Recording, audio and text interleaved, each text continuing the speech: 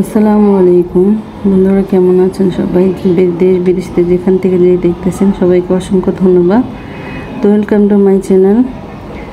তো এই তো এখানে বড় যে পোয়া মাছ আছে সেই পোয়া মাছ নিয়েছি, আজকে ভুনা করব। তো কিভাবে রান্না করতেছি সেটাই, আর কি কি রান্না করতেছি সেটাই আপনাদের সঙ্গে শেয়ার করব। আর মাছটা ভালো করে কেটে ধুয়ে পরিষ্কার করে নিব। আর এখানে আমি মিষ্টি কুমড়া ভাজি করব। তো এখানে কাঁচামরিচ ফালি করে দিয়েছি, পেঁয়াজ দিয়েছি, আদা রসুন বাটা, আর দিয়েছি হলুদ গুঁড়ো, মরিচ গুঁড়ো, ধনিয়ার গুঁড়ো। আর এখন নাড়াচাড়া দিয়ে নিব। আর এখানে মাছটা ভাজবো, তো তেল গরম করতে দিয়ে দিলাম যাতে মাছটা না লেগে যায়, তার জন্য। এই তো নাড়াচাড়া দিয়ে মিশিয়ে নিচ্ছি। এই তো পাশের বাসায় বিল্ডিং উঠতেছে, অনেক শব্দ, তার জন্য। এই তো এখন ঢাকনা দিয়ে ঢেকে রেখে দিব রান্না করার জন্য। আর এখানে হলুদ দিয়ে লবণ দিয়ে মাছটা মেখে নিব ভাজার জন্য।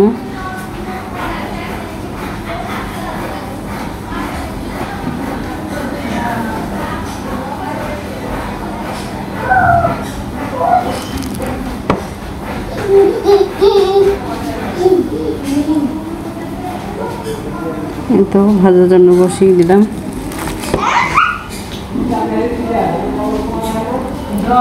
আর এই তো আমার মিষ্টি কুমড়া ভাজি হয়ে গিয়েছে। তো একটু চিনি দিয়ে দিলাম 1 চামচ। তো মিষ্টি মিষ্টি লাগবে, খেতে ভালো লাগবে। এই তো নাড়াচাড়া দিয়ে নামিয়ে ফেলবো। এই তো ভাজিটা হয়ে গিয়েছে আমার, নামিয়ে ফেলবো এখন।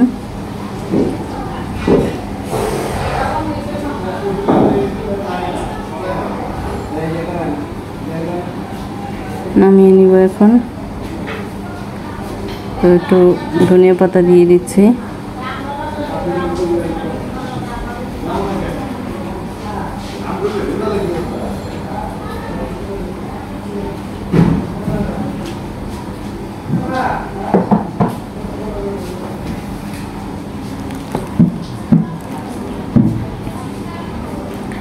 এখন মাছটা রান্না করব। তো এটার মধ্যে আমি আস্ত জিরা, লবণ আর পেঁয়াজ দিয়ে দিলাম, 2-3 টুকরো কাঁচামরিচ, তেল দিয়ে দিলাম। এখন পেঁয়াজটাকে একটু কালার করে নিব।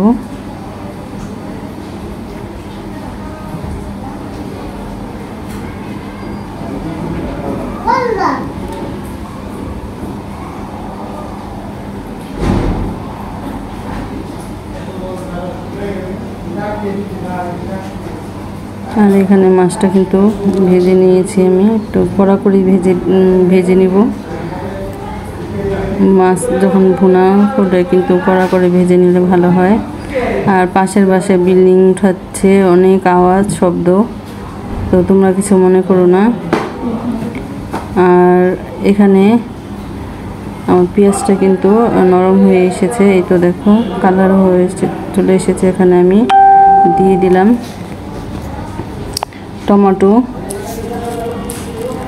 টমেটো কুচি দিয়ে দিলাম।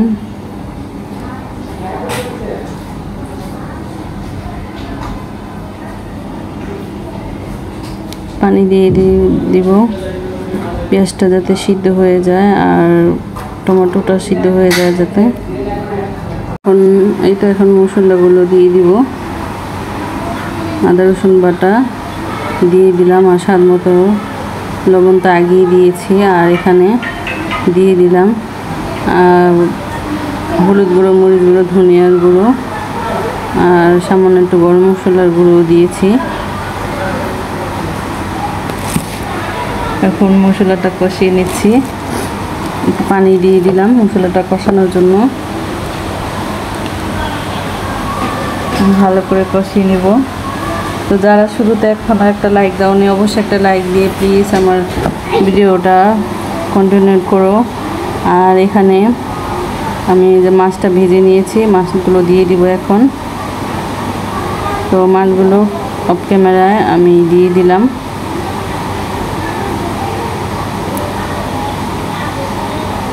তো অবশ্যই আমার এই ভিডিওটা কীরকম হয়েছে, আমার এই আজকের রেসিপিটা। তো একটু ধনিয়া পাতা দিয়ে দিলাম এখানে, আর ঢাকনা দিয়ে ঢেকে রেখে দিলাম।